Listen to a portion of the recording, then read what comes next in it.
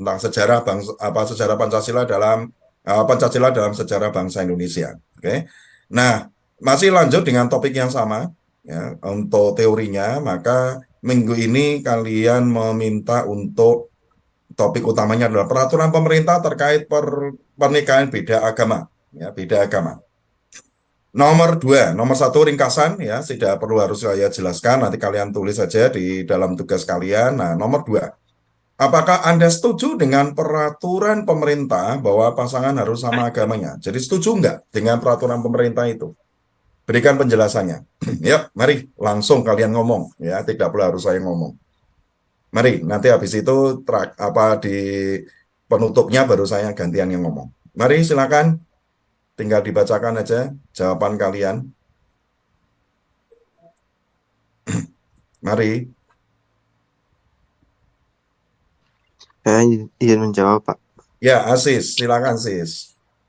Setuju Oh, atau tidak? saya Setuju karena setuju, Pak. apa?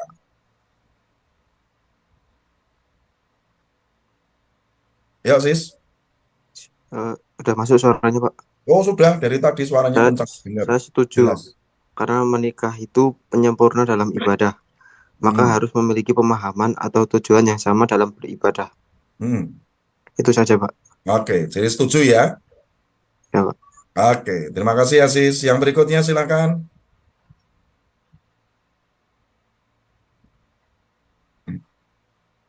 Mari, tinggal membaca jawaban kalian aja, nggak usah harus malu-malu. Saya setuju, Pak. Nah, alasannya apa? Ini cukup viral nih beritanya berapa waktu yang lalu gitu ya. Yuk, nanti gantian saya yang ngomong. Saya akan ceritakan pengalaman saya pribadi, ya, bukan hanya pengalaman orang lain, tapi saya pribadi, ya, tentang masalah ini, ya, beda agama ini. Wah, menarik sekali. Mari, Saya, Pak, ya, Wahyu, silakan Wahyu. setuju, Pak, karena menurut saya pernikahan beda agama tidak akan mudah dijalankan oleh kebanyakan orang karena banyak perbedaan di antara mereka yang harus disatukan di dalam satu keluarga Hmm, dan lebih sulit lagi jika mereka sudah mendapatkan keturunan, Pak. hmm, oke. Ya, setuju ya. Ya, Pak. Oke, terima kasih Wahyu. Ini, Pak. Next, silakan. Ya, Pak. Ya, Ataya, silakan Ataya. Alasan saya setuju karena Hmm, mengenai hukum pernikahan beda agama dalam ajaran Islam maupun laki-laki tidak, salah Pak, intinya tidak setuju oh, karena intinya nggak setuju. mengenai, uh-uh, Hmm, karena mengenai hukum pernikahan beda agama dalam ajaran Islam maupun laki tidak boleh menikah dengan yang tidak beragama Islam. hmm. Jadi Makasih sebenarnya Pak. setuju, setuju aturan pemerintah yang pasangan itu harus sama agamanya gitu kan? Mm-mm. Ya, oke. Lanjut. Apalagi, Ataya mau ditambahkan? Tidak Pak. Oke. Ya, Makasih. jadi intinya setuju ya, Ataya ya? Iya Pak. Oke, terima kasih. Yang lain silakan. Saya Pak, Ya, Rama. ya saya setuju tentang bahwa pernikahan agama itu harus sama agama. Karena Hmm, bila pernikahan beda agama itu bisa mengakibatkan konflik yang bisa timbul bila sudah berkeluarga ke depannya. hmm. Terima kasih. Oke, terima kasih Rama. Setuju lagi. Yang lain? Saya, Pak, Ya, Rafiki. saya tidak setuju, Pak. Oh, tidak, nggak setuju. Oke. Ya, karena pernikahan itu kan memang sakral, tapi kalau terhalang oleh agama dan peraturan pemerintah, saya kurang setuju. Apalagi jika Hmm, keluarganya sudah merestui hubungan kedua pasangan yang akan dimenikah. hmm. Karena tidak mungkin akan terjadi kasus lain seperti perceraian jika pernikahan itu tidak terjadi. Karena salah satunya mungkin terpaksa menikah karena umur, jadi kan bisa mengakibatkan perceraian, Pak. Oke. Apalagi jika menikah dalam beda agama itu kan statusnya tidak masih tetap belum kawin, Pak, jika Hmm, dilaksanakan, Pak, dari hmm, peraturannya, Pak. hmm. Jadi saya tidak setuju. Oke. Jadi orang mau nikah itu ya mau beda agama atau sama agama itu urusan mereka pribadi masing-masing gitu ya Rafiki ya. Iya, Pak. Oke, nggak usah diatur-atur oleh pemerintah lah. Itu hak asasi manusia ya. Masing-masing dari kita bebas untuk memilih pasangan hidup kita. Mau beda keyakinan itu silahkan aja karena mereka yang menjalankannya. Oke, terima kasih Rafiki. Berikutnya silakan.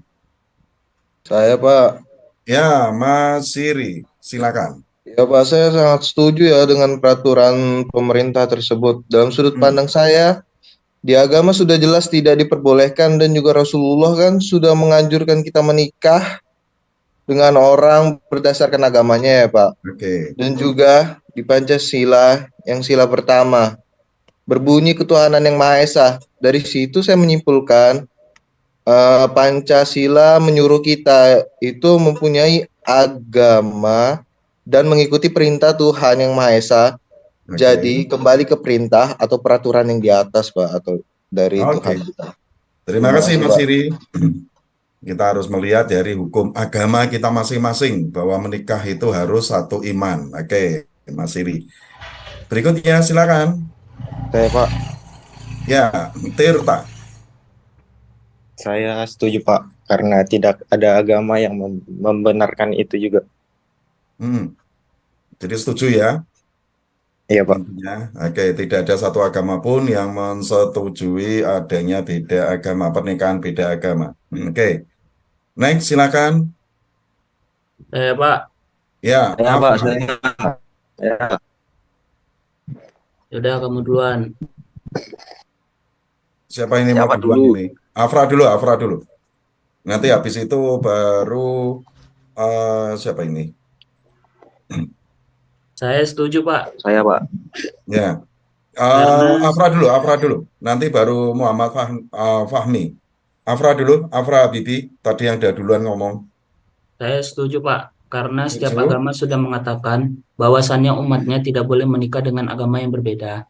Hmm, Dan juga apabila itu terjadi, maka akan terjadi bentrokan. hmm, Dan bisa saja terjadi berujung terjadinya perceraian.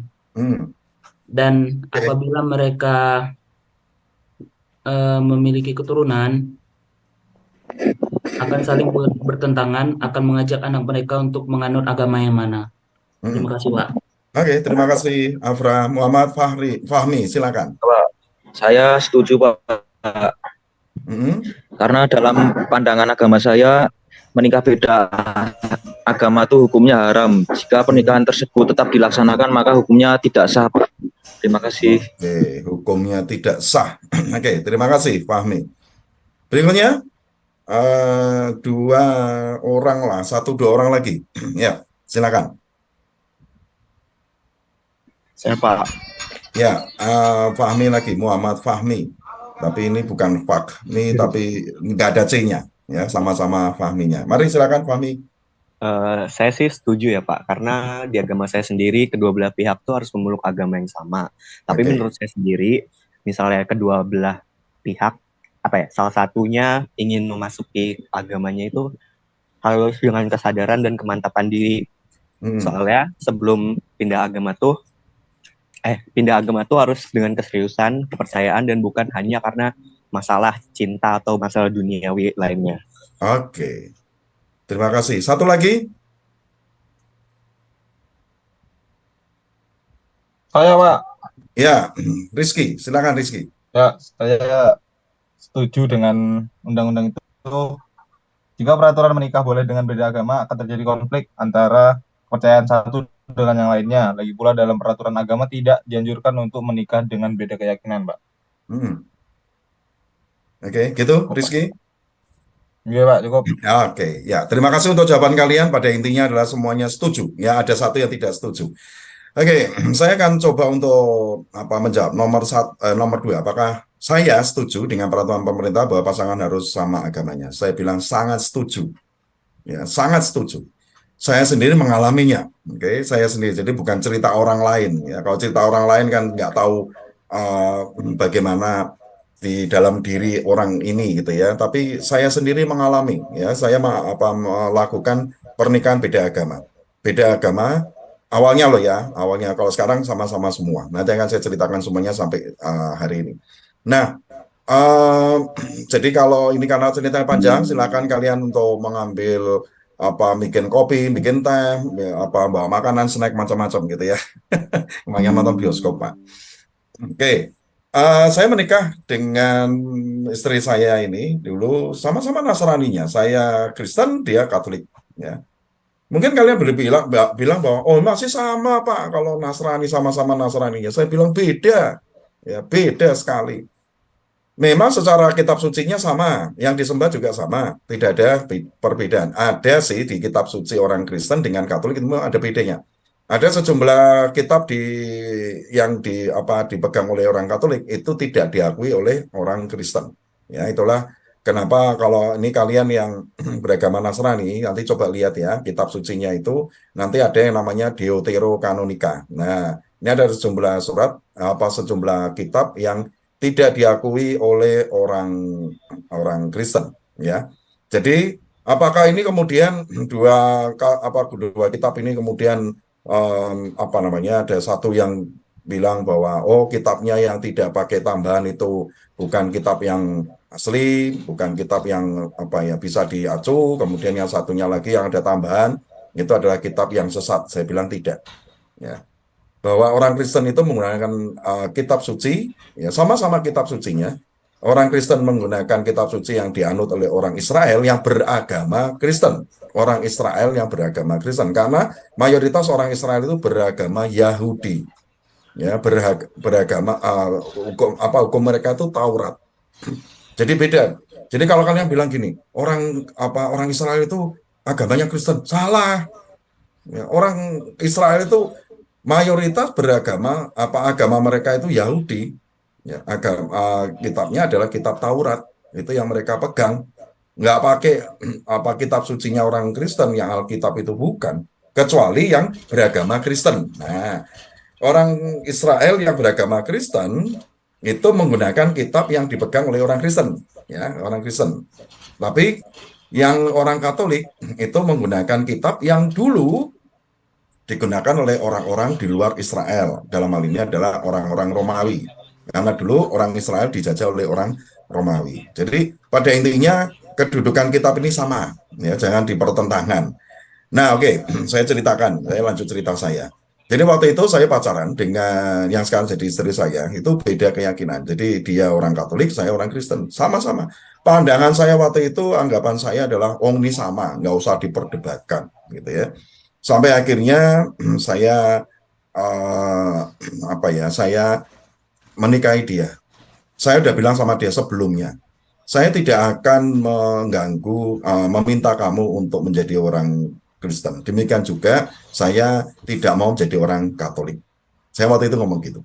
Hanya anak ikut saya. Ya, garis anak itu semuanya ikut Kristen. Kalau kamu setuju ya kita nikah. Kalau enggak ya sudah nggak apa-apa. Ya lebih baik kita jalan sendiri-sendiri. Lalu pacar saya waktu itu bilang, oke, nggak apa-apa. Ya. Yang penting kamu jangan maksa saya untuk masuk menjadi orang Kristen. Karena ada cerita nggak enak juga sih dengan keluarga dia yang beda keyakinan Kristen dan Katolik itu akhirnya mereka mengalami perceraian juga. Itu betul, ya bukan omong kosong juga. Akhirnya saya bilang, oke, kalau itu menjadi kesepakatan kita, deal ya, akhirnya saya menikahi dia. Kami hidup bersama, kemudian dia dengan keyakinan Katoliknya, saya dengan keyakinan Kristennya. Bagaimana ibadahnya, Pak? Minggu ini saya ngajak istri saya beribadah di gereja Kristen, nah, gitu ya. Nanti minggu depan gantian, diajak saya ke gereja Katolik. Gitu gantian, terus menerus ya. Itu tukar tempat terus. Bagaimana dengan peringatan-peringatan hari besar, ya kayak Natal, Paskah, gantian juga. Tahun ini ada di mana nih? Kristen, oke. Nanti tahun depan Katolik. Nanti Katolik, besok Kristen. Gantian terus, putar-putar gitu. Sampai akhirnya kami punya anak. Ya, kami punya anak.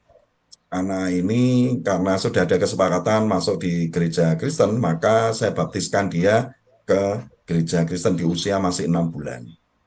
Oke, kenapa baptis? Itu menandakan bahwa dia masuk menjadi anggota gereja Kristen. Ya, kalau apa namanya, kalau orang Muslim itu sudah besar lalu mengucapkan 2 kali syahadat itu ya, sama. Nah, kemudian bertumbuhnya anak ini, anak saya yang pertama, dia sering ikut mamanya, ibunya yang kegiatan rohani orang Katolik. Terus menurut saya sih diam aja, saya mikir itu anak kecil juga ikut-ikutan sana nggak apa-apa gitu ya, masih TK juga. Sampai akhirnya sampai SD kalau nggak salah dia bilang waktu itu ke istri saya yang ngomong, anakmu mau masuk Katolik gitu. Saya kaget terus terang aja, loh kok bisa? Nggak tahu itu. Ya udah, saya diamkan aja. Saya pikir anak kecil juga kok gitu ya. Nah, akhirnya semakin lama semakin kuat nih anak ini. Ya dia selalu tanya kapan aku mau ini masuk gereja Katolik, kapan ini, dan dia selalu ikut prosesinya orang-orang Katolik. Lalu saya coba, saya kan takut juga ini kalau ini sampai dia masuk Katolik, nanti urusan saya dengan gereja saya itu bisa di apa ya, saya diasingkan, itu ada itu ya, hukum gereja itu ada. Kalau saya nggak mau, nanti nggak boleh beribadah di gereja, malah repot kan. Nah, akhirnya saya konsultasi dulu dengan pendeta saya, ya. Ya, saya tak konsultasi dengan pemuka agama saya, kemudian saya bilang, ini kayak gini, gini, gini. Terus dia bilang, ya nggak apa-apa, Pak. Biarkan aja anak itu memilih. Kalau dia mau pindah ke Katolik, nggak apa-apa. Malah saya sarankan lebih baik Bapak jadi orang Katolik sekalian, supaya keluarga itu utuh semua Katolik. Kalau mau Kristen, ya Kristen semua, maksudnya gitu ya, nggak mau Katolik, Katolik semua. Tapi apa yang saya sampaikan waktu itu ke pemuka agama saya bilang gini nih, mungkin kalau kalian yang beragama Nasrani sangat kenal ini, atau yang terutama yang Katolik ya, yaitu Bunda Maria. Saya waktu itu bilang, saya tidak bisa menerima Bunda Maria, karena orang Kristen itu kan tidak ada doa-doa khusus untuk Bunda Maria, dan ada satu anggapan yang salah, menyatakan bahwa Bunda Maria itu disembah. Ya, bagi kalian yang beragama non-Nasrani, saya sampaikan pada kalian bahwa orang Katolik itu bukan menyembah Bunda Maria. Tidak ada satupun kami menyembah orang. Ya, kami menyembah orang. Yang kami sembah cuma satu, yaitu Tuhan. Ya, itu yang boleh disembah. Yang lainnya tidak boleh. Menghormati iya, ya, menghormati boleh, tapi bukan disembah. Sama seperti saya menghormati kedua orang tua saya, boleh dong, ya, itu kan nggak salah, nggak berdosa gitu ya. Sama. Hanya waktu itu kan pemahaman saya masih salah, ya, pemahaman yang masih cetek kayak gitu, dan tidak ada tuntunan dari pemuka agama saya waktu saya masih jadi orang Kristen waktu itu. Saya hanya bilang saya tidak bisa menerima itu, jadi saya tidak bisa masuk ke Katolik.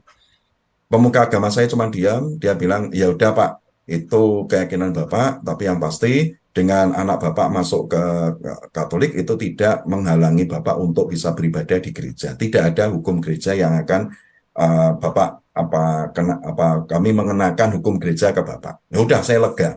Ya, pada intinya kan saya mau konsultasi, boleh nggak ini anak ini pindah? Kalau nggak boleh saya akan kenceng, nggak boleh gitu ya. Ternyata boleh, ya sudah. Akhirnya anak ini masuk ke gereja Katolik.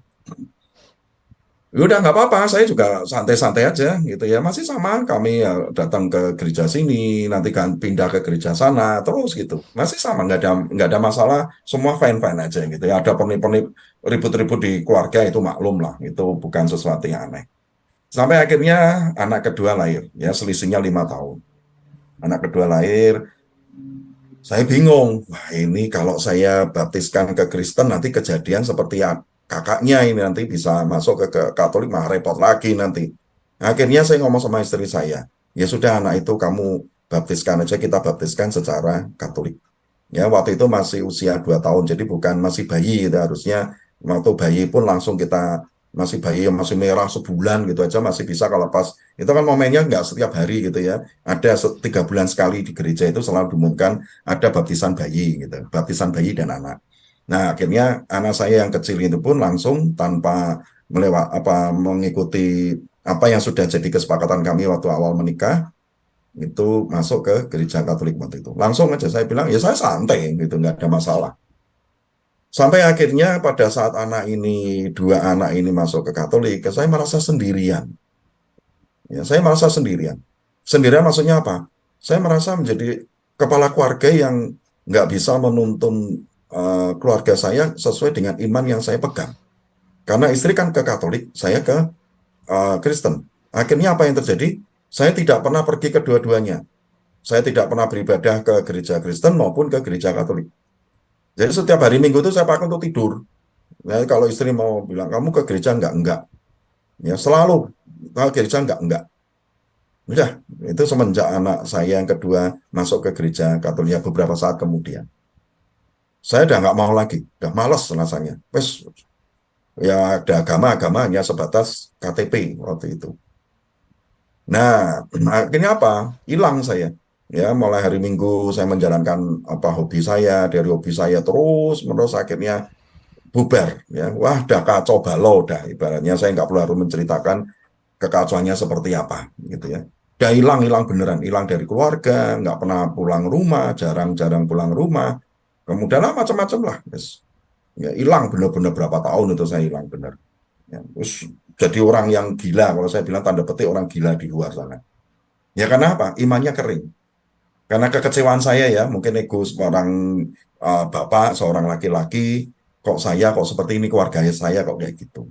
Ya, walaupun sudah saya izinkan, tapi hati kecil saya itu belum bisa menerima. Saya mau masuk gereja Katolik juga nggak bisa. Saya nggak bisa. Bunda Maria itu siapa gitu? Ya waktu itu. Akhirnya suatu saat saya sadar. Ya suatu saat saya sadar bahwa ini kalau macam gini caranya keluarga saya bisa pecah belah dan kacau balau dan yang kasihan anak-anak. Walaupun secara hubungan kami keluarga tidak ada masalah, saya dengan istri juga tidak ada masalah, tapi saya merasa tidak bisa membimbing secara iman itu loh. Akhirnya saya dengan keputusan saya sendiri, tidak ada yang menekan saya bilang saya mau masuk gereja Katolik. Dan akhirnya lalu proses. Jadi untuk masuk gereja Katolik atau menjadi orang Nasrani itu tidak bisa langsung saya bilang gini waktu itu misalnya, saya mau masuk gereja Katolik, ya sudah langsung diterima masuk. Enggak, bukan seperti itu. Saya harus menjalani masa persiapan di mana saya harus memahami benar-benar. Jadi ada pertemuan-pertemuan kayak gitu. Karena saya dari Kristen ke Katolik, jadi nggak terlalu banyak yang harus saya pelajari karena hanya tinggal menambahkan yang perbedaan antara Kristen dengan Katolik itu aja. Jadi selama 4 bulan saya harus melakukan waktu itu cuma dikasih buku aja sih sama pastor waktu itu. Nih Pak, saya kasih buku, Bapak silakan baca. Buku yang pertama isinya paling ya 50-an lah, tipis bukunya. Saya baca perbedaan antara Kristen dan Katolik, saya baca sampai 2 kali. Saya pikir setelah itu saya bisa langsung diterima gitu ya. Saya datang ke pastornya, Pak, saya panggil Romo gitu ya. Romo, sudah selesai. Bukunya saya baca 2 kali. Saya pikir ya sudah, habis itu ditanya-tanya gitu ya. Kayak orang ujian pendadaran kayak gitu. Enggak, saya dikasih 1 buku lagi. Ya, waktu itu bentuknya soft copy ya. Kalau yang hard copy itu halamannya sekitar 600 halaman. Itu lebih dalam lagi. Ya, lebih dalam persiapan menjadi orang Katolik. Karena versinya dibikin online, jadi 1.600 halaman. Saya diminta untuk soft copy ya. Saya diminta untuk ini Pak pelajari. Ya, dipelajari tentang pelajari buku ini dengan baik. Ya udah, itu isinya adalah Katekismus Gereja Katolik KGK. Kalau yang orang Katolik mesti ngerti bangetan kalau nggak ngerti. Saya suruh baca 1.600 halaman, saya baca sampai bingung sampai ini apa, nggak dong sama sekali, beneran nggak paham saya. Nah akhirnya setelah itu 4 bulan berikutnya, akhirnya saya dipanggil oleh pastor, kemudian ditanya sana sini dan ditanyai kapan Bapak siap untuk menerima saya harus membaca ulang syahadat yang versi orang Katolik. Jadi ada syahadat syahadat antara orang Kristen dengan Katolik beda. Ya, ada beberapa kalimat yang berbeda. Nah, akhirnya saya suruh membaca syahadat panjang disaksikan oleh umat, orang banyak waktu misa waktu itu ya, ratusan bahkan ribuan. Saya maju depan, saya membacakan syahadat dan dinyatakan saya diterima di gereja Katolik. Dari saya sendiri. Jadi tidak ada satupun orang yang memaksa saya. Tumbuh dari diri saya sendiri. Setelah saya masuk, kemudian saya belajar habis-habisan. Saya nggak mau menjadi orang Katolik yang biasa-biasa aja. Saya harus belajar banyak. Katolik itu apa sih? Ya, semua hal saya pelajari. Saya belajar di sana. Di sana ada cerita ini, ada pembekalan untuk apa gitu. Saya ikut ke sana. Ya, pembelajaran selama 8 bulan. Ada yang 4 bulan macam-macam. Sampai hari ini saya masih tetap belajar terus. Maksudnya apa? Supaya saya benar-benar bisa menjadi imam yang baik untuk keluarga. Sama-sama kami sekarang pergi ke gereja Katolik, ya kami bisa doa bersama di rumah, rasanya senang. Ya, jadi bisa kalau sekarang pemerintah menyatakan, jangankan pemerintah mengeluarkan peraturan ini, pernikahan itu harus sama agama. Saya pasti akan meminta keluarga saya besok anak-anak saya menikah. Saya bilang harus sama-sama agamanya. Agamanya apa, Pak? Terserah mereka. Kalau misalkan ini anak saya orang Katolik sekarang, kemudian ya namanya orang jodoh itu nggak akan kemana gitu ya. Ternyata pasangannya non Katolik, non Nasrani misalkan. Saya hanya mau bilang sama anak saya, salah satu harus bisa mengalah, harus mengambil satu agama, yang mana terserah. Dan yang pasti adalah kalau salah satu itu mengalah dan ikut keyakinan dari pasangannya, harus benar-benar mengimani itu dengan baik dan ikhlas, tulus, tidak ada ganjelan sama sekali. Kenapa? Bisa aja itu menjadi bumerang, jadi bom waktu. Oke, saya nih orang orang Katolik gitu ya. Saya mendapatkan pasangan waktu pacaran nih orang yang non Nasrani. Mohon maaf, saya sebutkan aja orang Islam gitu ya. Saya paksa dia, oh kamu harus itu, mentang-mentang saya sebagai cowok gitu ya, kamu harus ikut saya, keyakinan saya, kalau nggak putus. Nah, pacar saya mikir, waduh, ini satu-satunya orang yang aneh ya di dunia, jadi satu-satunya wajahnya yang nggak jelas seperti ini itu cuma dia gitu. Akhirnya dia dengan keterpaksaan, walaupun dalam yang dia ucapkan ya sudahlah, nggak apa-apa. Ya, tapi saya nanti diajarin ya agama Katolik seperti apa. Oke, saya tak ajarin. Tapi itu hanya diucapkan. Coba tanyakan dalam diri masing-masing. Di dalam hati yang paling dalam, benar enggak dia itu ikhlas masuk ke gereja Katolik? Belum tentu dia ikhlas. Ya ditambah nanti keluarganya mungkin ada tentangan dari keluarga, kemungkinan besar ada seperti itu. Nah, pada saat menikah, oke, kan secara Katolik nih, ya, ini istri saya kan orang Islam sebelumnya. Kemudian berjalannya waktu, kan pasti ada keributan di keluarga. Awal keributan nggak ada masalah, tidak membawa agama sama sekali. Sampai nanti kalau ributnya terus-terusan, ya namanya orang itu yang biasa yang ada di dalam diri dia itu akan muncul dengan sendirinya. Istri saya akan bilang gini, saya dulu itu ya mau sama kamu sampai saya itu mengorbankan agama saya. Saya itu ikut agamamu. Tapi apa yang saya dapatkan sekarang waktu kita menikah, bla bla bla gitu. Akhirnya itu muncul. Akhirnya saling menuntut. Saya bilang, loh, siapa yang nyuruh kamu masuk ke gereja Katolik? Kamu sendiri kan ngomong, saya hanya menawarkan, kalau kita nikah satu agama, sebaiknya kamu yang masuk ke gereja Katolik. Tapi kalau nggak mau, ya sudah. Waktu itu kan saya memberikan kamu pilihan. Kalau kamu mau ikut, ya ayo kita lebih serius lagi. Kalau kamu nggak mau, ya sudah, kita pisah baik-baik kan. Nah, waktu itu kamu bilang, ikut saya. Atau bisa juga ceritanya dibalik kan. Saya ngikut keyakinan dari istri saya. Bisa juga. Dan itu akan muncul dan membuat suasana jadi semakin panas, semakin runcing, nggak karuan, dan akhirnya salah satu penyebab orang bercerai adalah ini, beda agama atau dulu dia terpaksa mengikuti agama dari pasangannya. Merasa menyesal, wah ini macam gini segala macam. Walaupun ada beberapa kasus di mana pernikahan beda agama sampai hari ini ya tetap aja baik-baik. Ya saya punya teman itu banyak yang beda agama, istrinya orang Katolik, suaminya orang Islam. Demikian juga sebaliknya, gitu ya. Ada juga. Ya mereka jalan bersama. Kalau minggu ya yang beragama Katolik ya pergi ke gereja. Yang beragama Islam ya tetap sholat. Karena gereja Katolik itu tidak menentang pernikahan beda agama. Sekali lagi saya bilang gereja Katolik tidak menentang pernikahan beda agama karena itu adalah kehidupan mereka bersama, hak asasi mereka bersama. Itulah kenapa gereja Katolik nanti akan menggugat aturan dari pemerintah ini yang satu agama. Tapi walaupun saya orang Katolik, saya bilang gini, ya mau beda agama tapi saya ngalami sendiri bagaimana susahnya beda agama. Walaupun itu masih sama-sama kitab sucinya sama, yang disembah sama. Itu yang saya tekankan benar-benar dan ya saya mendampingi karena pengalaman saya seperti ini ya. Nah, akhirnya banyak orang yang datang ke saya untuk berkonsultasi. Yang beda-beda agama ini mereka konsultasi ke saya.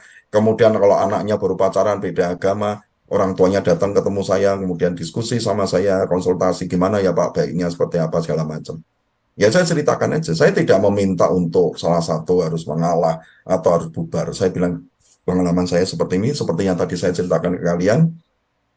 Saya bilang ya terserah mereka, mereka mau apa ngambil keputusan seperti apa. Bapak sendiri ya ambil keputusan ya bagaimanapun juga kita orang tua ya apa tidak bisa terlalu banyak intervensi terhadap kehidupan anak-anak kita. Mereka udah dewasa kok sudah bisa memilih jalan hidup mereka. Tugas kita sebagai orang tua bisa dikatakan udah selesai. Ya kita nggak bisa memaksa. Kalau kamu pindah keyakinan, ikuti suamimu atau kamu ikuti calon istrimu, saya akan coret kamu dari dari kartu keluarga kita. Loh, jangan khawatir. Kalau menikah itu memang sudah harus lepas kartu keluarga. Jadi memang sudah punya kartu keluarga. Dan di kartu keluarga orang tua itu nama kita sudah dicoret. Ya, jangan khawatir. Mau disetujui, tidak disetujui, kalian pasti akan keluar dari kartu keluarga orang tua. Itu udah pasti, udah punya keluarga sendiri, ya nggak mungkin masuk di dalam kartu keluarga orang tua, gitu kan. Ya, jadi kalau diancam kamu akan saya keluarkan dari kartu keluarga, lah nggak usah kamu ancam aja, saya pasti akan keluar kok gitu ya. Ya biasanya diancam itu kalau kamu sampai melakukan itu, saya tidak anggap lagi kamu sebagai anak, kamu keluar dari rumah ini dan jangan panggil saya bapak, jangan panggil ibu, kita udah nggak kenal, hubungan kekeluargaan keluarga kita putus sampai di sini. Wah itu ancamannya luar biasa. Apa ada Pak? Apakah itu hanya cerita-cerita belakang? Enggak, saya ngalami sendiri, bukan saya ya, tapi orang-orang yang konsultasi dengan saya, curhat dengan saya gitu itu. Banyak yang seperti itu. Ya, bahkan mereka ada yang tidak disetujui ya dari luar Pulau Jawa, akhirnya mereka lari ke Jogja sini bersembunyi tanda petik ya, jadi hilang kontak dengan keluarganya. Mereka kawin lari ke sini, jadi bukan kawin ya. Mohon maaf saya harus menyebutkan mereka hidup seatap tanpa ikatan pernikahan. Sampai punya anak, ya itu waktu itu saya dampingi keluarga ini, pasangan ini, dan akhirnya semuanya akhirnya happy ending, ya bisa menikah dengan baik walaupun punya anak. Ya gereja Katolik tidak ada masalah seperti itu. Yang penting adalah ya kamu mengakui kesalahanmu, dosamu, ya kamu harus tahu konsekuensinya bagaimana. Ya nanti difasilitasi untuk pengakuan dosanya seperti apa, kemudian anak-anak ini harus dilindungi, ya kemudian pasangan ini supaya tidak zina karena hidup tanpa pernikahan, tali pernikahan agama apapun kan itu menyebutkan sebagai zina gitu ya, itu benar zina juga. Bahkan gereja Katolik itu sangat ketat ya, kalau agama yang lain kalau orang cerai secara sipil maka ya sudah dia boleh menikah lagi, ya itu sah. Tapi orang Katolik nggak bisa. Secara sipil dia dinyatakan cerai, sipil ya dari agama dari negara itu sudah dinyatakan cerai. Artinya mereka bebas untuk menikah lagi dong. Tapi gereja Katolik menyatakan kami tidak akan mengeluarkan surat cerai itu. Bubar toh. Jadi apa yang terjadi? Misalkan saya nih, ya amit-amit jangan sampai terjadi. Saya pisah sama istri saya. Saya menikah lagi. Menikah secara hukum negara, saya sah. Wong status saya duda kok, istri saya statusnya janda. Di KTP itu kan peraturan pemerintah. Pada saat saya menunjukkan, saya lihat ini, wah ini ada cewek yang bagus nih, ya sesuai dengan apa yang saya idam-idamkan selama ini, gitu ya, yang tidak saya dapatkan dari pasangannya sebelumnya.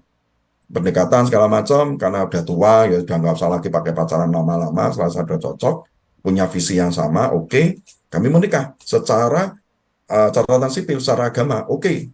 Tapi secara gereja Katolik tidak bisa. Apa yang terjadi? Kami dinyatakan zina. Nah, repot kan? Secara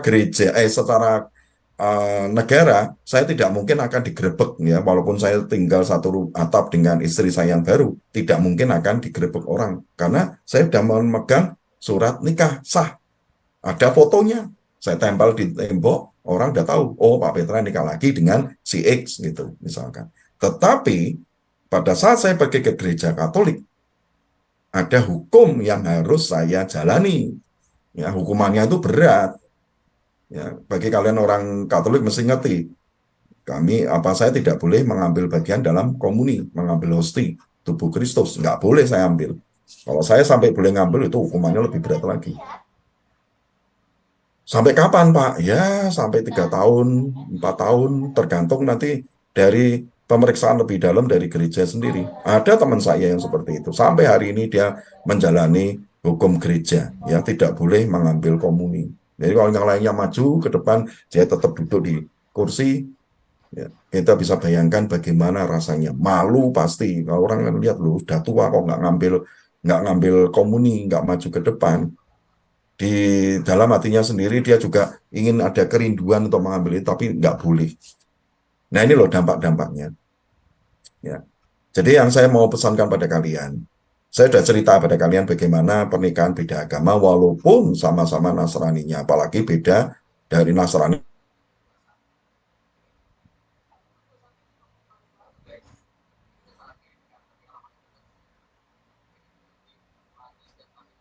Orang yang seiman.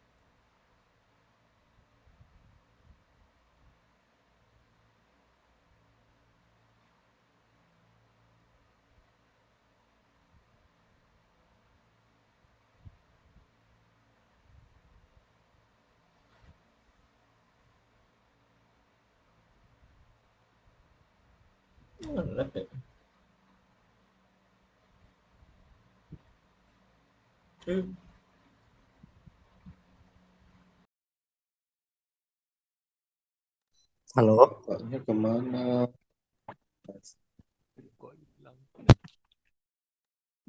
Pak Petra kemana? bapaknya diculik pemerintah. Jadi bapaknya ada yang alat itu. Iya, iya. Tadi sinyal saya simpati itu kemarin itu bagus banget, sekarang kok jadi jelek banget sih di rumah saya. Yang apa presensinya minta manual, jangan khawatir, masih terrekod dengan baik kok, ya, tidak hilang. Nah, saya balik lagi ke cerita saya tadi mungkin terputus ya, mungkin. Nah, bagi kalian yang sekarang ini baru masa pacaran segala macam, saya yang mau pesan pada kalian, yuk cari pasangan yang sesama agamanya sama. Kenapa? Bisa saling mendukung. Contoh misalkan, saya orang Katolik, cari orang Katolik juga. Kalau pergi ke gereja, secara keimanan bisa saling mendukung untuk meningkatkan iman kita masing-masing. Daripada pacaran ke tempat yang nggak jelas, ya malah terjadi zina di situ. Ya udah pergi ke kegiatan-kegiatan kerohanian. Oh lo Pak, ngomong itu nggak asik Pak. Ya jangan kerohanian terus, sesekali agak ada duniawinya gitu, nggak apa-apa lah, nongkrong di kafe, ngobrol berdua sama teman-teman, ya silakan aja. Ngobrol berdua di tempat yang sepi, tapi ya jangan kemudian di tempat yang tertutup, karena di tengah itu ada iblisnya. Ya. Nah, coba kalian jadi saling memahami satu dengan yang lain gitu ya. Oh, kepribadian dari pasangan saya seperti ini. Yang penting adalah apa? Kalau sama-sama satu imannya, maka itu bisa saling mendukung, saling mensupport. Yang beragama Islam misalkan, yang cowok diingatkan sama yang cewek pas Jumat, atau mau sholat nih, ayo kita sholat bersama yuk di masjid. Yang hari Jumat misalkan baru ngapelin nih, ketemu, yang cewek bilang ngomong sama yang cowok, Mas, ini udah waktunya Jumatan loh, sana ke masjid dulu, tak tunggu di sini ya, kamu Jumatan dulu. Nggak baik, kamu sebagai cowok nggak Jumatan. Karena kalau udah 3 kali berturut-turut kamu tinggal Jumatan, kamu dianggap bukan orang Islam lagi. Saya nggak mau punya imam besok yang tidak bisa menjalankan ajaran agamanya dengan baik. Saling mendukung, saling mengingatkan, gitu. Rasanya enak dari awal. Ya jangan kemudian hanya, wah itu ceweknya cakep, mau sama saya, sama-sama maunya. Nah pertanyaan saya, ini cinta atau nafsu? Nah beda-beda tipis loh cinta sama nafsu. Apa bedanya Pak? Apa cinta dengan nafsu? Kalau nafsu itu ingin keinginannya itu adalah memuaskan dirinya sendiri, egonya itu yang muncul. Kalau kamu nggak mau ini, kamu nggak cinta sama aku. Kalau kamu nggak mau ini, kamu nggak cinta sama aku. Jadi egonya sendiri yang dijalankan. Kamu cinta nggak sama aku? Cinta. Apa buktinya loh? Kamu ngajak saya pergi, kamu chat saya, WA saya, selalu saya membalas WA-mu. Kamu sakit, saya memperhatikan kamu, merawat kamu, memberikan obat, ngasih saya kirim makanan. Oh, itu nggak cukup. Kalau memang kamu benar-benar cinta sama aku, kamu masih perawan nggak? Oh, masih. Ya udah, saya harus buktikan dong. Ya nggak bisa, besok diambil pada saat udah nikah. Kita udah, kamu udah menghalalkan saya. Nah, artinya kamu nggak mencintai aku dong. Kalau memang benar-benar kamu cinta sama aku, ayo kita melakukan hubungan. Ya, hubungan seks. Toh besok saya juga akan menjadi imam kamu, saya akan halalkan kamu kok. Kenapa nggak boleh? Kan suatu saat kamu akan jadi istri saya. Wah, setiap kali ketemu dia ngomong kayak gitu, lama-lama si cewek ini kelimpungan. Akhirnya ya sudah, besok yang penting kamu tanggung jawab sama saya loh ya. Bener loh ya, yo. Ya udah, ya tanduknya makin tinggi itu, tanduk iblisnya. Akhirnya hamil. Kalau udah hamil bingung si cowoknya. Udah, gugurin aja. Ada yang lagi yang cowoknya bilang, wah saya nggak siap untuk menikah, ditinggal. Nah, repot kan jadinya. Itu namanya nafsu. Oke? Namanya nafsu, bukan cinta. Cinta itu apa toh, Pak? Cinta itu ingin melindungi pasangannya. Melindungi habis-habisan. Ya, tidak merusak dia. Merusak dalam artian merusak dari sisi fisik. Ya, satu. Yang kedua, merusak dari pola pikirnya. Keimanan dia. Itu akan dijaga benar-benar. Oke. Kita belum menikah nih, artinya kita nggak boleh zina. Ya sudah, ajaran agama kita menyatakan seperti itu. Masih banyak hal kok ya untuk masalah pacaran misalkan kita bisa diskusi bersama. Kalau ada kalau misalnya satu kelas, satu angkatan, prodinya sama, kita bisa diskusi bersama membahas tentang tugas-tugas dosen. Kita bisa olahraga bersama, ya kita bisa dulan makan bersama, beribadah bersama. Banyak hal kok, tidak perlu harus ujung-ujungnya kemudian masuk ke kamar, tutup, wah, ya sudah, selesai itu. Ya, oke, itu yang bisa saya berikan. Silakan kalau ada yang mau bertanya ke saya, memberikan pendapat, boleh. Ya, Pepi, silakan. Baik, Pak, makasih. Pepi mau nanya, apa syarat nikah beda agama di gereja? Syarat beda agama di gereja, yang saya tahu ya, tapi saya nggak ngerti benar syarat-syaratnya apa. Yang pertama adalah harus ada surat izin dari orang tua yang beda agama ini ya. Surat izin dari orang tua yang beda agama menyatakan bahwa kami merestui anak kami menikah secara Nasrani. Tuh. Yang kedua, mereka mau hadir apa enggak itu urusan mereka, tapi yang pasti ada surat izin dari keluarga. Syukur-syukur dari orang tua bisa hadir. Banyak loh, sering kali saya lihat di gereja kan saya juga bisa dalam satu struktur di gereja Katolik itu kan ada itu yang untuk jadi ketua satu lingkungan, satu wilayah yang lebih luas kayak gitu ya. Itu kalau ada apa-apa kan kami yang biasanya didatangi oleh umat gitu ya, nggak langsung ke gereja. Ya, itu yang sering saya dampingi, kemudian saya jadi saksi. Ada yang saksi waktu itu saya jadi saksi di mana, ini cerita lagi ya, ini nggak enak. Jadi pada saat menikah, itu yang cewek Katolik, yang cowok Islam. Ya, yang cewek Katolik, yang cowok Islam. Pada saat mau menikah, si cowok ini masuk ke Katolik. Oke, masuk ke Katolik. Saya nggak tanya waktu itu alasan dia, apakah dia benar-benar ikhlas apa enggak. Saya hanya dimintai tolong oleh ayahnya karena kedekatan saya dengan ayahnya, anaknya mau nikah, saya dijadikan saksi yang cowok.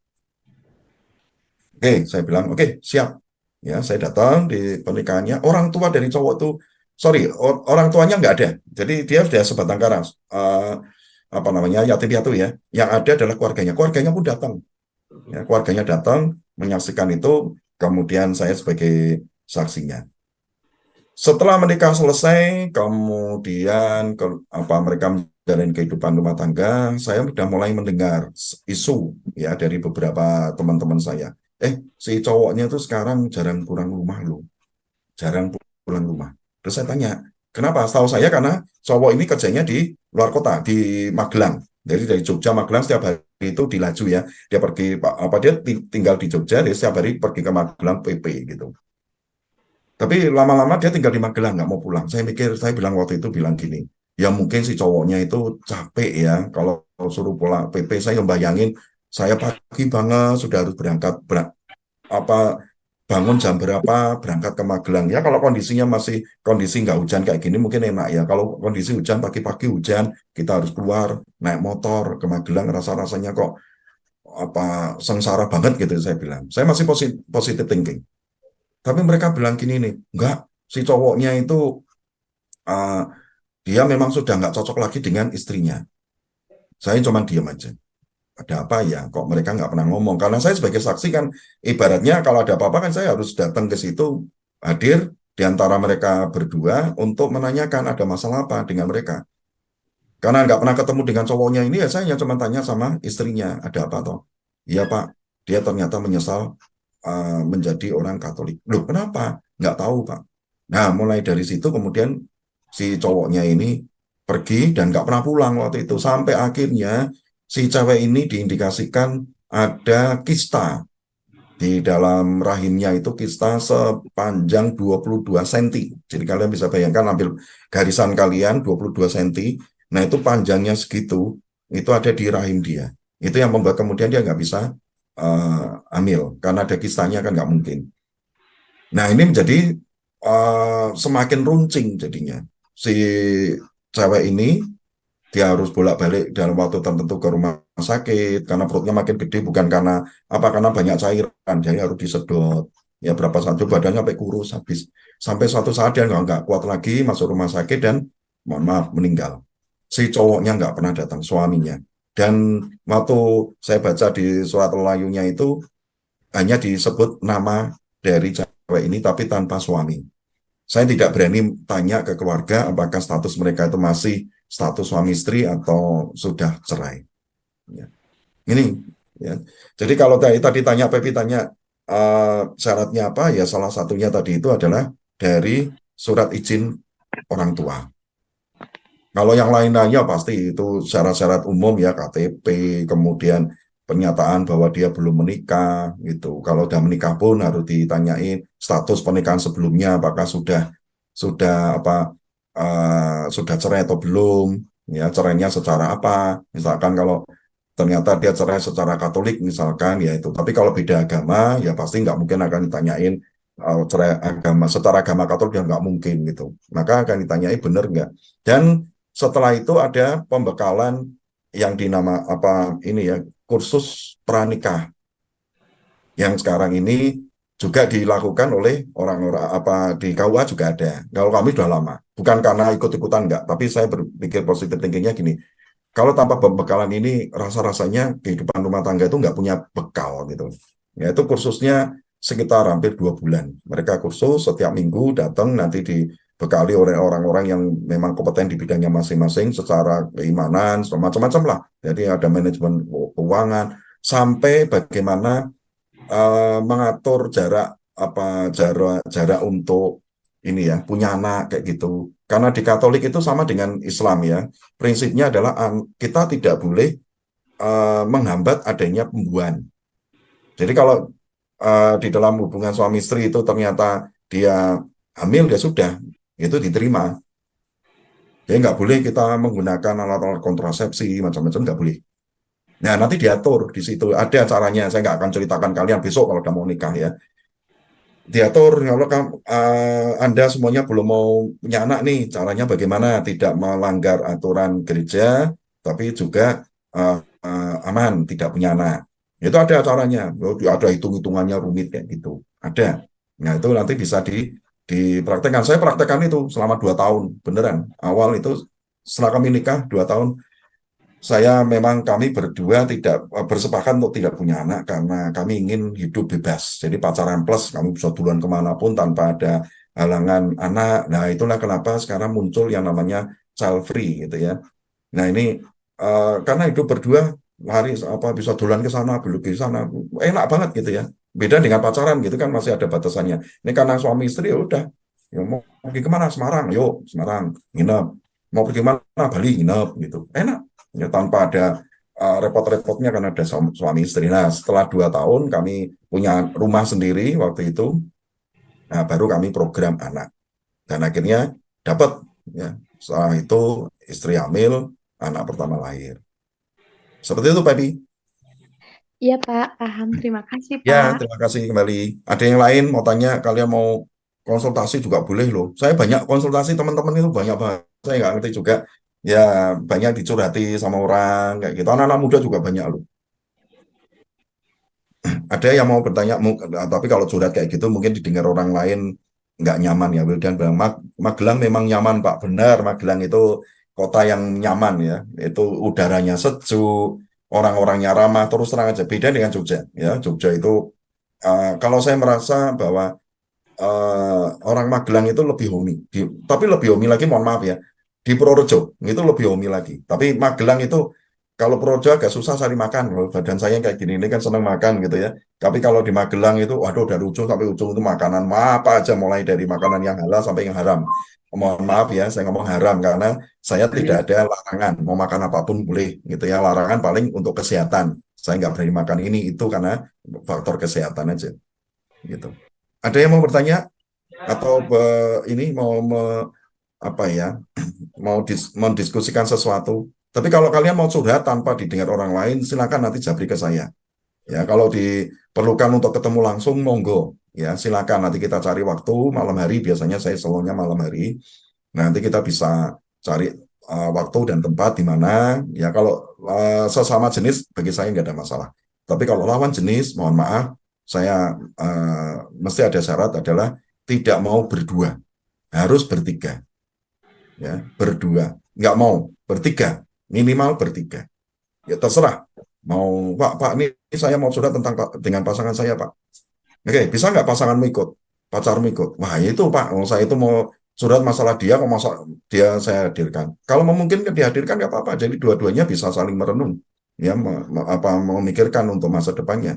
Tapi kalau misalkan nggak pun, ya dengan teman baiknya pastikan bahwa teman baik kalian ini tidak ngember, ya tidak ngomong orang lain. Tadi malam apa saya ketemu dengan Pak Petra, diajak sama itu, wah ceritanya seperti ini, tapi kamu jangan ngomong-ngomong sama siapa-siapa lo ya, hati-hati ini rahasia, wah yang lainnya juga ngomong, ini rahasia lo, tak ceritain ya, nah ini rahasia lo, tak ceritain, Pak Tete bukan rahasia lagi tadinya, gitu ya, sering terjadi kan seperti itu, teman-teman yang sering kita curhati, yang kita percayain, malah yang mereka ini adalah musuh-musuh besar kita malah. Oke, ada yang mau bertanya, silakan, kalau nggak ada, kita tentukan untuk topik kita minggu depan.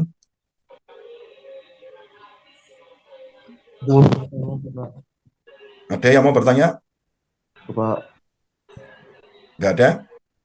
Ada, Pak. Ada, Sergius mau tanya atau ngomong nggak ada? Mau tanya sih, Pak. Oh, tanya. Oke, silakan Sergius. Ini mau bertanya perasaan Bapak sih pas ini pindah agama dari Kristen ke Katolik sih, Pak. Kan Perasaan saya? ya Perasaan kan saya. awalnya Bapak kayak menghindar gitu kan, Pak. Menghindar gitu. Bagaimana sih perasaan Bapak pas udah pindah ke Katolik dan hubungannya dengan keluarga bagaimana? Nah, saya tidak akan membuka semuanya karena ini bukan untuk konsumsi ini ya, bukan untuk konsumsi umum. Saya hanya mau ceritakan di endingnya aja. Jadi pada saat saya hilang, ya, hilang itu maksudnya hilang itu mau seenaknya saya sendiri, ya, mengejar kesenangan saya pribadi tanpa memperhatikan keluarga. Jadi saya hanya pulang itu hanya untuk tidur, mandi, makan pun kadang-kadang sering ada di luar. Jadi pulang itu hanya untuk mandi, tidur, ya gitu.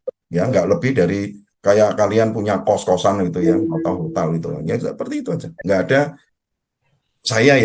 saya tidak merasa menjadi bagian dari rumah itu. Jadi istri saya, anak-anak itu ya sering pergi sendiri. Saya pulang itu ya mereka udah tidur karena saya pulangnya larut malam gitu ya. Kemudian misalkan ada pun mereka jarang kami berkomunikasi.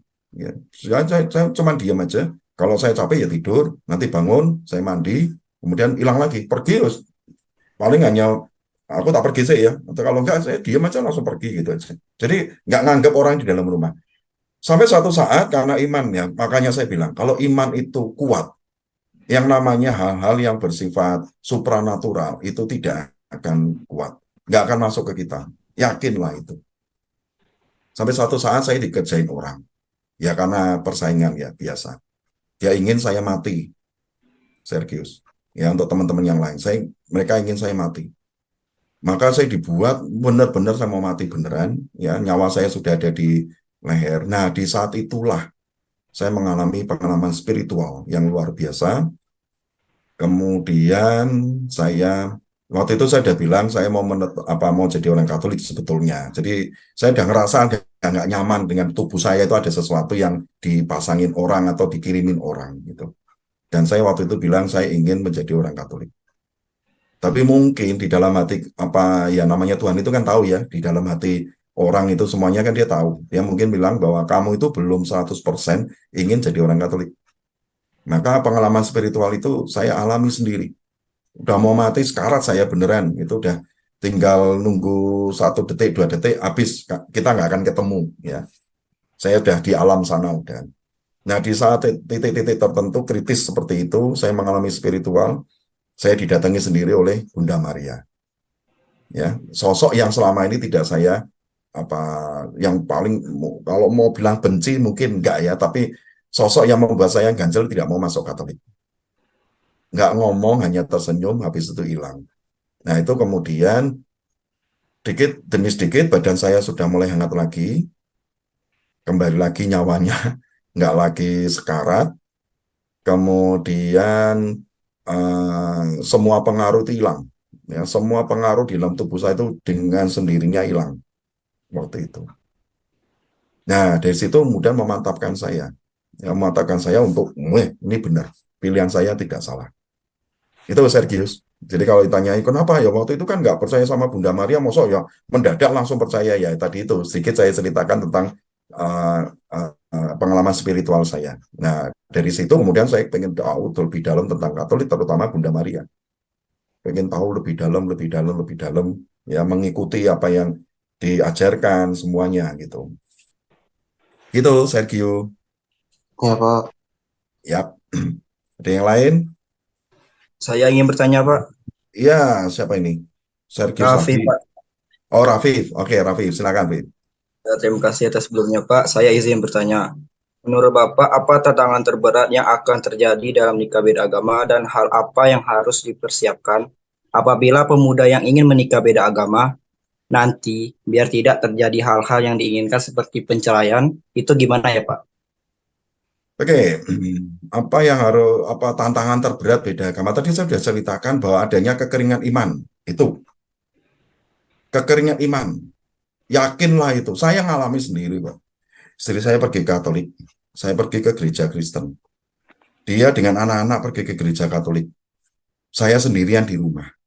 Rasanya itu ingin ikut, tapi ego saya yang terlalu besar.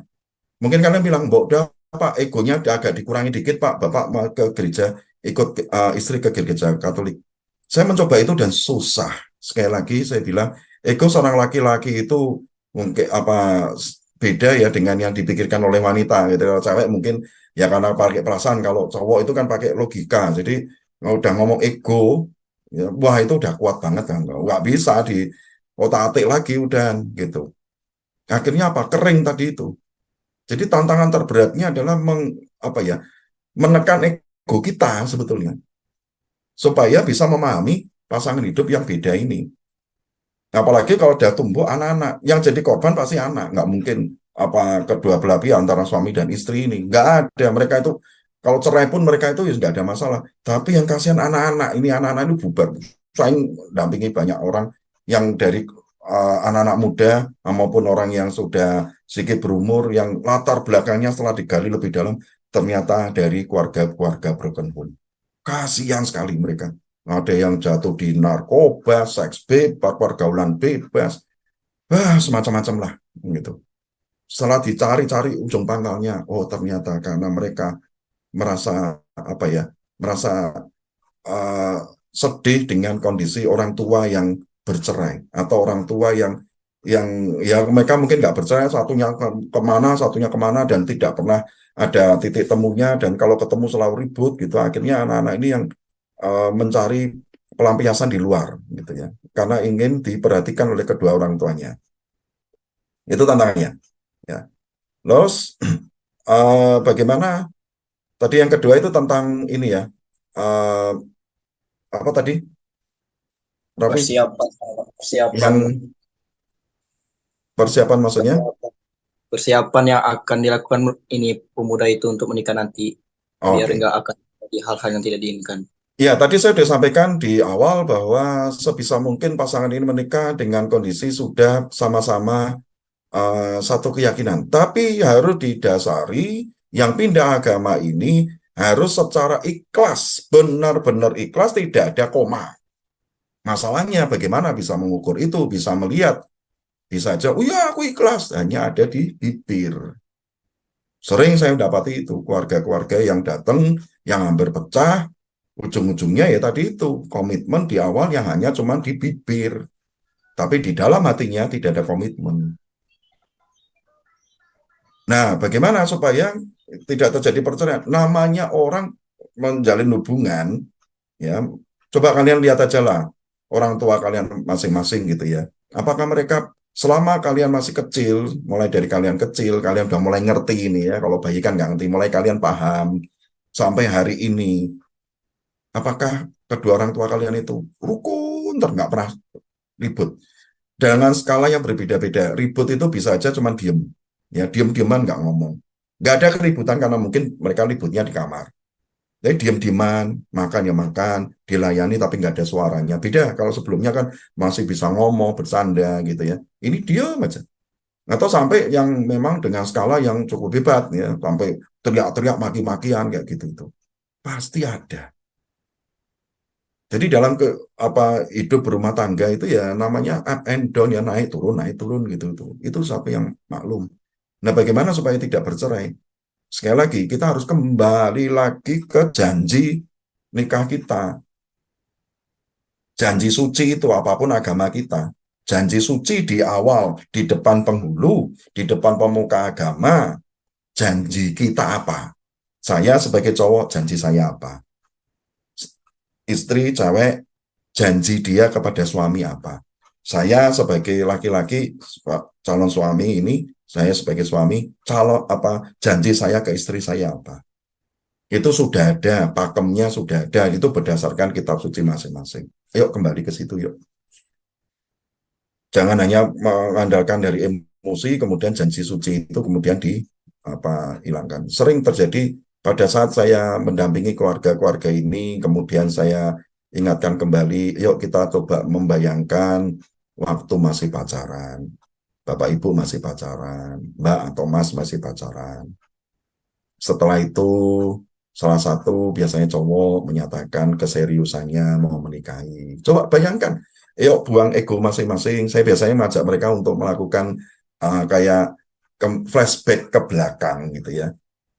Hilangkan semuanya kemarin hari ini ego masing-masing, yuk tolong itu dihindarkan dulu. Saya biasanya minta pada mereka sama seperti orang bersemedi, saya minta biasanya dalam satu ruangan saya redupkan dulu lampunya, kemudian saya minta mereka untuk duduk tenang dulu, nggak langsung saya ngomong gitu ya. Saya minta mereka yuk duduk tenang, tarik napas dulu pelan, satu persatu emosi dibuang. Jangan berpikir sebelahnya. Yuk, pikirkan diri masing-masing. Kita coba untuk merenung dulu. Ya, cari napas dulu, napas sambil menyebut nama Tuhan.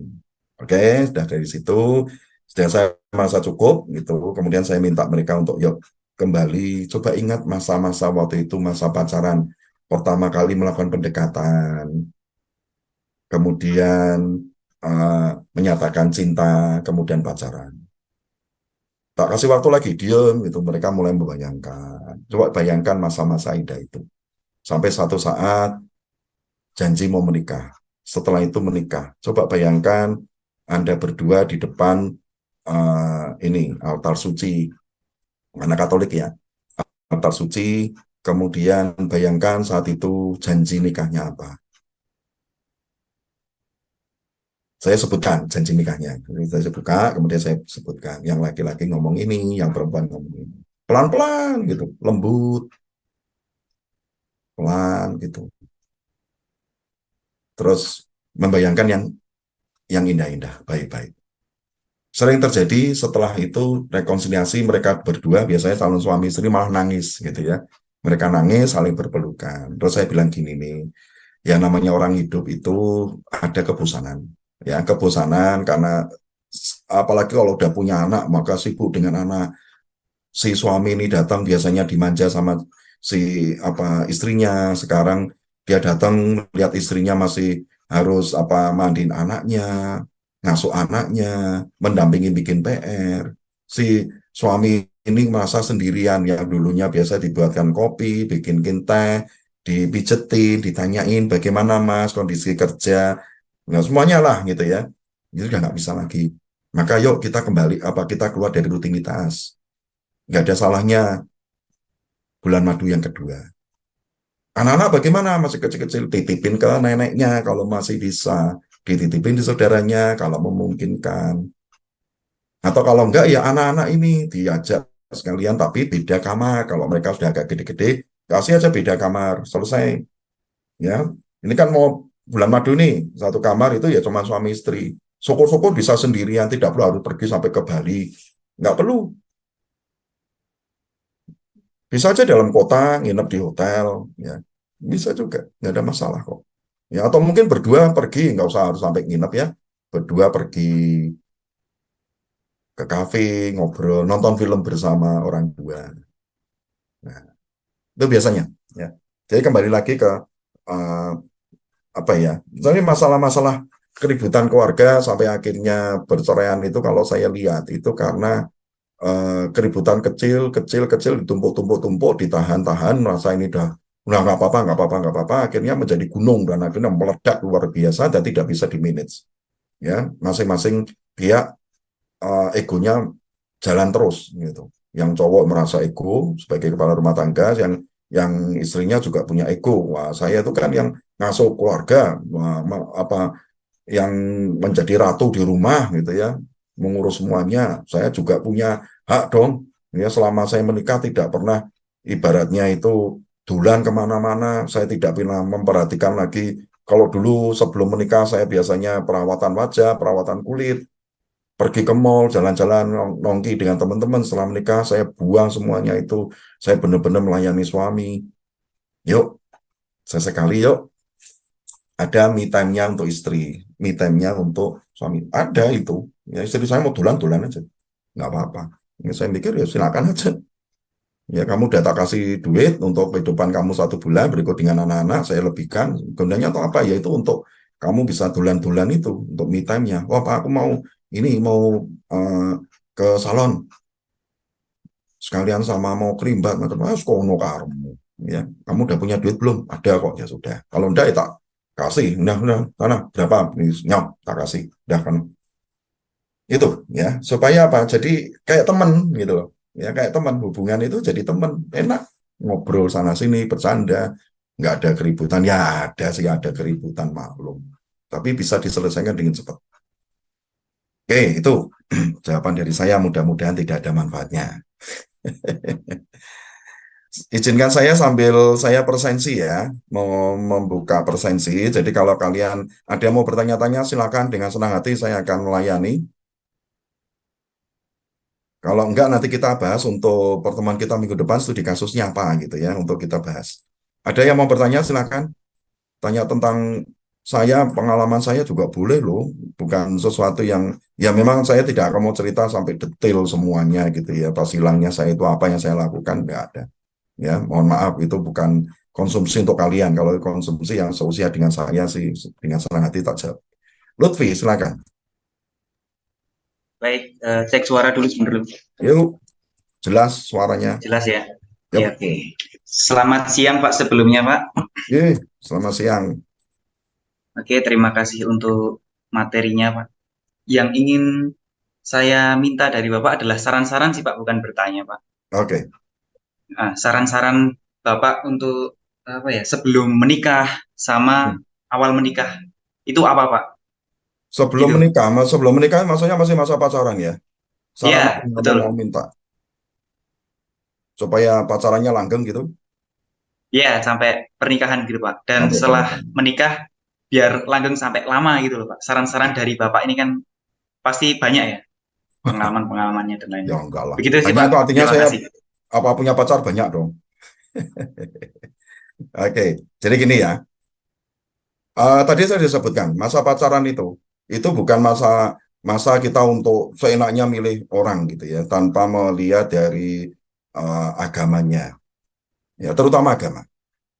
Tapi pacaran itu adalah kita ingin mengenal lebih jauh orang yang menjadi orang yang akan kita pacarin ini. Harapannya nanti kan ke depan ini akan menjadi imam saya atau menjadi anak dari ibu dari anak-anak saya.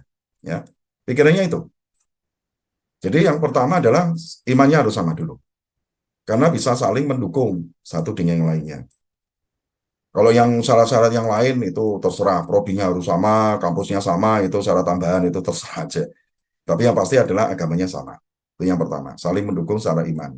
Lalu yang kedua, ini yang terpenting.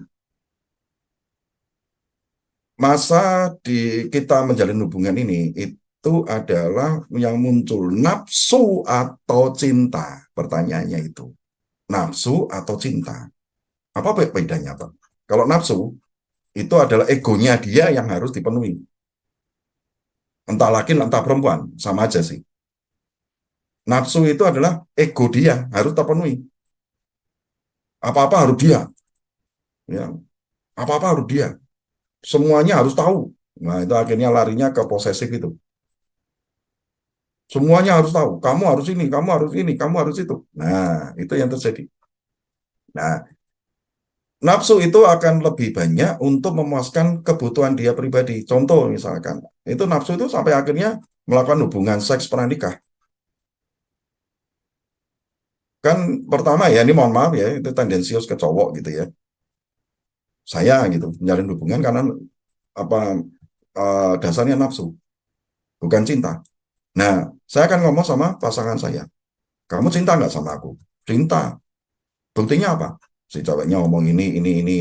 Oh, itu belum cukup.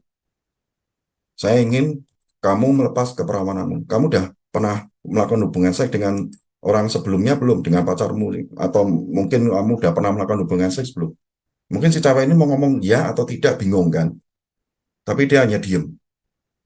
Jangan dipikirkan macam-macam, karena dia susah untuk menjawab ini, si cewek ini. Dia mau jawab masih perawan, ya gimana? Kalau sudah tidak malah lebih parah lagi. Akhirnya cuma diem aja dia. Ya, nunduk biasanya. Ini bukan pengalaman pribadi loh ya, dari cerita banyak orang. Nah, dari sini kemudian si cowoknya bilang, kalau kamu memang cinta sama aku, ayo kita melakukan hubungan seks. Si ceweknya bilang, mohon maaf, nggak bisa. Kita kan belum resmi jadi suami istri. Nggak bisa, itu zina. Gitu. Dengan berbagai macam agama kita yang beda-beda kan, urusan ini kan sama semua. Ini zina. Kok kamu masih kolot sih? Kalau besok saya nikah, ternyata kamu nggak perawan. Kamu udah menipu saya. Si ceweknya bilang, aku masih perawan loh. Ya makanya, ayo dibuktikan. Kalau saya nggak akan percaya. Toh suatu saat kan saya akan jadi imam kamu. Saya akan bertanggung jawab jadi suami kamu. Boleh dong. Saya menuntut itu. Si ceweknya awalnya mungkin bilang tidak. Tapi lama-lama dia ngomong kayak gitu, apalagi diancam kalau gitu, udahlah kita putus aja lah, ngapain? Artinya kamu nggak nikah, nggak cinta sama aku. Si ceweknya mulai kelimpungan gitu. Kelimpungan, waduh, ini kalau ditinggal gimana? Baru sayang-sayangnya mau ditinggal nih. Akhirnya ya sudahlah, tapi besok kamu harus tanggung jawab benar. Iya, saya tanggung jawab. Wah, mulai itu. Ya, tanduknya makin tinggi itu. Tanduk setannya mulai tinggi. Akhirnya melakukan sekali. Kebablasan yang kedua kalinya, ketiga, keempat, dan seterusnya akhirnya hamil. Nah, kalau udah hamil, piye? Si cowoknya bilang dengan entengnya, aku enggak siap, aku masih kuliah, kamu masih kuliah, digugurin aja deh, digugurin.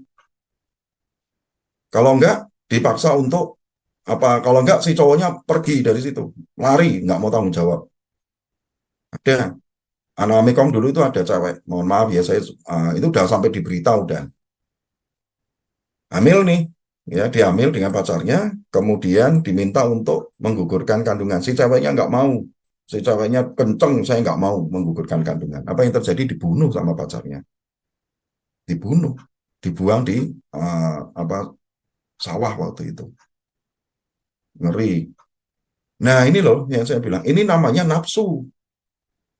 Karena egonya sendiri. Kalau kalian punya pacar ya, punya pacar, entah mau cowok mau cewek sama aja. Kalau udah omongannya nyerempet-nyerempet ke situ, tuntutannya sampai ke situ, itu nafsu. Lebih baik putus. Sudah. Pernikahan yang hanya didasarkan oleh nafsu, itu pasti tidak akan bertahan lama. Kenapa? Saya cowok, saya akan lihat, wih cewek itu lebih cantik, cewek itu bodinya lebih bagus. Maka saya akan pindah. Ya, saya berpaling ke orang lain. Saya tidak akan mau tahu si ceweknya itu sudah saya rusak keperawanannya. Bagi saya nggak ada masalah. Toh belum menikah kok. Dengan santainya saya akan menjalin hubungan dengan orang itu. Setelah itu saya putusin. Gimana perasaan si cewek? Kemudian dari situ nanti udah nikah. Lama-lama yang namanya orang menikah itu kan ya nggak mungkin kita itu selalu muda gitu ya. Badannya masih kencang, masih six pack kalau apa cowok, yang cewek masih bodinya masih bagus seperti gitar Spanyol, wajahnya masih masih kempling kayak gitu. Lama-lama yang six pack menjadi one pack, perutnya gede yang cowok. Yang cewek makin lama keriputnya makin banyak, rambutnya mulai banyak yang putih. Nah, mulai kelihatan loh, istri saya kok semakin jelek ya. Akhirnya apa? Dia melihat orang lain yang lebih muda, yang masih seger, karena nafsu sekali lagi yang diutamakan. Maka terjadilah perselingkuhan, terjadilah apa nikah siri lah atau yang lainnya. Walaupun secara agama Islam nikah siri itu boleh, tapi ingat pernikahan itu harus seizin istri, nggak bisa apa nikah itu harus sepihak sendiri. Ya, tolong dibaca kitab suci kalian yang Al-Quran. Setahu saya seperti itu. Ya. Kalau cinta bagaimana, Pak? Nah, cinta itu buktinya adalah dengan kita melindungi benar-benar pasangan. Tidak akan merusak. Sama seperti diri kita. Kita itu kan mencintai diri kita. Maka kalau saya diginikan oleh orang tidak mau, jangan lakukan itu untuk orang lain. Saya kalau orang lain memaki saya sakit hati, maka janganlah memaki orang lain. Gambarnya seperti itu aja kok. Saya akan melindungi pasangan saya, pacar saya akan lindungi dia habis-habisan. Perkara nanti suatu saat putus di tengah jalan, syukuri itu. Kenapa disyukuri? Karena kita akan disediakan pasangan yang lebih baik. Dia juga akan mendapatkan pasangan yang lebih baik. Lebih baik sekarang putus daripada besok nikah putus. Nah, malah repot. Maka kita tetap lindungi. Jangan sampai ngomong, wah terlanjur tak lindungi habis-habisan, tak manja habis-habisan, ternyata dia malah selingkuh sama orang lain. Malah bersyukur. Malah bersyukur. Kenapa bersyukur? Nah, lebih baik diselingkuhi sekarang, diputus sekarang kan tadi, daripada diselingkuhi setelah nikah, malah sakitnya sampai kemana-mana gitu kan. Jadi kita lindungi benar-benar. Nggak merusak dia, ya, memenuhi kebutuhan-kebutuhan dia, kita ada untuk dia, membantu kesulitan dia, macam-macam. Itu rasanya nyaman, enak gitu loh. Nah, dari situ kalau udah jadi suami istri, enak. Jalan berdua, saling melengkapi. Gitu. Nah, ini sedikit cerita tentang keluarga. Saya mau tanya pada kalian. Kalian kalau udah punya keluarga, bayangkan kalian punya keluarga, punya anak. Saya mau tanya, yang perlu diprioritaskan itu anak atau pasangan hidup? Pasangan. Ayo, saya mau tanya, anak atau pasangan hidup? Yang perlu diprioritaskan? Pasangan, Pak. Pasangan, Pak. Pasangan. Lutfi? Pasangan. Saya pasangan dulu, Pak. Pasangan. Betul, pasangan. Karena pasangan ini seumur hidup kita itu dengan dia kok. Seumur hidup. Loh, kalau gitu anaknya nggak digubris, Pak. Gini, kalau kita mencintai pasangan melebihi anak, maka anak pasti akan dapat apa dampaknya. Contoh gini, saya pulang nih, ya pulang dari kantor, capek nih. Saya ingin dong istri saya menyambut saya. Tapi yang terjadi adalah istri saya baru sibuk. Ya, dia sibuk di belakang sedang memandikan anak. Saya tidak akan marah. Ingat, hubungan kita ini adalah hubungan cinta, bukan nafsu. Kalau nafsu pasti akan teriak saya. Suami datang, mesti langsung ribut karena kondisi capek. Istri kita juga akan ngomong, saya juga capek, tapi dia akan diem. Kenapa? Tulang punggung yang menghasilkan uang untuk hidup sehari-hari ada suami, apalagi kalau istrinya agak kerja. Dia akan diem. Dimarahi dia akan diem. Sambil memandikan anak. Tapi dalam hati kecil dia hancur.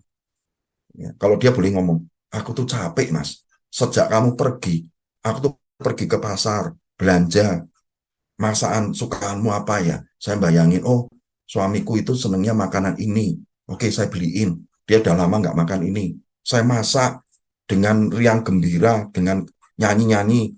Saya membayangkan nanti kalau suami saya pulang, membawakan apa pulang, kemudian saya sudah siapkan makanan kesukaan dia, sudah saya hangatkan. Kemudian dia makan dengan lahapnya, rasanya itu senang. Saya kepingin suami saya itu bahagia. Dia tidak salah, merasa tidak salah memilih saya. Dia bersihkan rumah itu sampai bersih supaya nanti kalau suaminya datang lihat rumah itu tertata dengan baik, rasanya senang. Semuanya disiapin. Hanya gara-gara anaknya sore itu mainan, ya mainan di luar jatuh, kotor semua, sehingga harus segera dimandikan. Nah, pada saat dimandikan, suaminya datang, marah-marah. Istrinya kalau boleh bilang, Mas, sebetulnya aku dari awal itu sudah menyediakan semuanya, sudah siapkan. Aku tuh udah mulai masak air panas untuk apa bikinin kamu teh atau kopi, senangnya apa, membuat apa, udah menyediakan kue-kue untuk kamu makan sore ini. Menikmati itu, saya sudah siapkan untuk peralatan mandi di dalam kamar. Kamu tinggal ambil aja air panas sudah saya siapkan juga. Kamu kalau mau mandi silahkan, airnya anget. Karena itu kebiasaan kamu, sukaan kamu. Itu yang terjadi.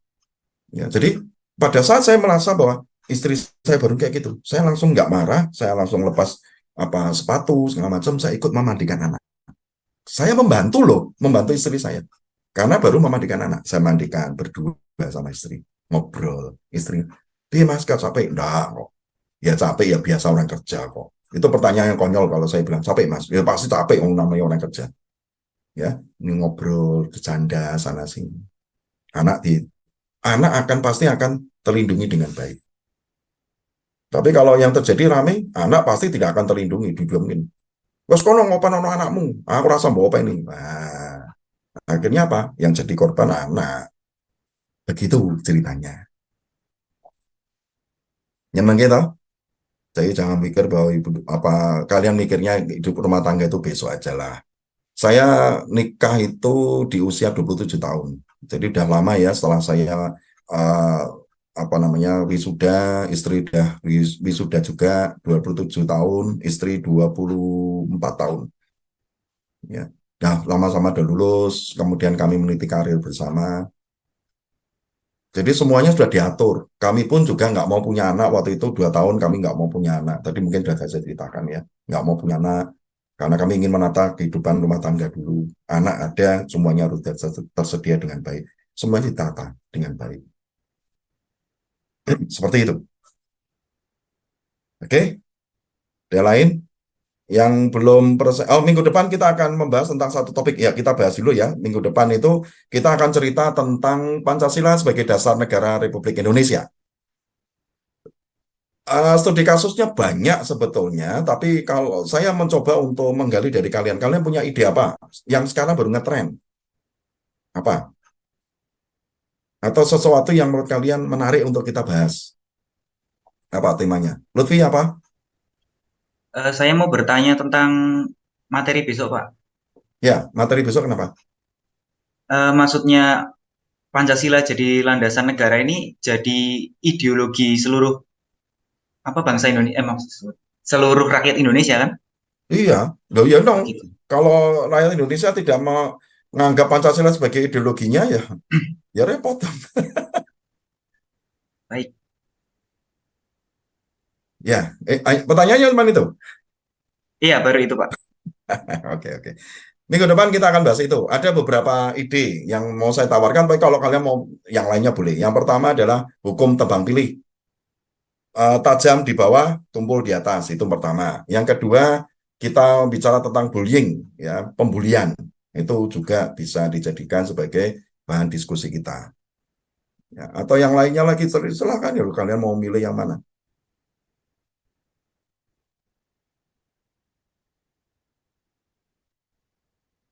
Hukum tebang pilih. Oke, Lutfi mintanya hukum tebang pilih. Oke, yang lain? Setuju? Atau ide yang lain? Terserah kalian. Saya tidak akan merecoki kalian. Karena menurut saya bagus, menurut kalian belum tentu bagus. Saya inginnya adalah diskusi kita bisa jalan dengan baik. Setuju dengan hukum tebang pilih itu? Tumpul di atas, tajam di bawah. Ngikut aja, Pak. Ngikut? Ya, Pak. Oh, kok ngikut loh. Yang saya ngikut itu cewek, Iris, bukan cowok ya. Oke. Jadi kita bahasnya tentang hukum yang tidak adil ini ya. Nanti akan saya tunjukkan pada kalian skema dari hukum di Indonesia dan di mana letak kelemahan-kelemahannya. Ya, minggu depan saya akan coba ceritakan itu. Berdasarkan dari bukan pengalaman, tapi berdasarkan cerita dari teman-teman yang pernah ngalami sendiri kejadian itu. Kemudian saya juga punya satu teman, seorang pengacara besar di Indonesia, saya nggak perlu harus menyebutkan pengacara namanya siapa, tapi kalau saya sebutkan mesti kalian ngerti. Dia banyak bercerita luar biasa tentang kondisi hukum di Indonesia, seluk-beluknya bagaimana. Ya. Hari Sabtu minggu kemarin kami ketemu, kami melakukan retreat bersama, kami ngobrol sana sini banyak banget ya, banyak hal yang saya bisa belajar dari dia tentang hukum di Indonesia. Menarik sekali. Nah, saya akan tunjukkan skemanya. Ini skema hukum di Indonesia, kemudian ini kelemahan-kelemahannya ada di bidang yang mana, di bagian-bagian yang mana. Ya, berdasarkan pengalaman-pengalaman yang pernah saya dengar. Mudah-mudahan jangan sampai terjadi saya mengalami sendiri. Ya, saya nggak mau. Ya, seumur-umur janganlah. Ya, keluarga saya kalau bisa juga jangan. Gitu. Udah. Jadi nggak sabar Pak minggu depan. Ya. Dijawab dulu. Yang penting apa tugasnya. Oke, ada yang mau bertanya sebelum kita bubar? Ini sudah sebentar lagi. Saya juga mau pindah ke kelas berikutnya karena kelas tambahan hari Kamis besok libur. Saya ganti di sesi ketiga ini. Ada yang mau bertanya? Nggak ada? Kalau nggak ada, artinya kita bisa tuntaskan pertemuan kita ya. Oke. Nanti kalau ada yang mau curhat-curhat, silakan japri ke saya. Ya mungkin sesuatu yang sifatnya privacy gitu ya. Jadi nggak enak kalau mau disampaikan di forum yang terbuka seperti ini karena menurut saya juga nggak bisa. Saya juga nggak mau kalau sesuatu yang sifatnya privacy kemudian didengar oleh orang banyak. Ya, jadi kalau mau silakan japri. Kalau memang itu dirasa cukup perlu harus ketemu langsung, dengan senang hati kita akan coba untuk cari waktu untuk pertemuan langsung ya. Oke, saya kira itu dulu untuk waktu kebersamaan kita. Sekali lagi terima kasih untuk kebersamaan kalian. Kita ketemu minggu depan dengan cerita yang berbeda, topik yang berbeda ya. Oke, saya kira itu dulu. Terima kasih untuk kebersamaannya. Selamat siang semua. Siang, Pak. Selamat siang. Terima kasih, Bapak. Terima kasih, Pak. Terima kasih. Terima kasih, Pak. Saya belum presensi, Pak. Ya, yang belum presensi ada?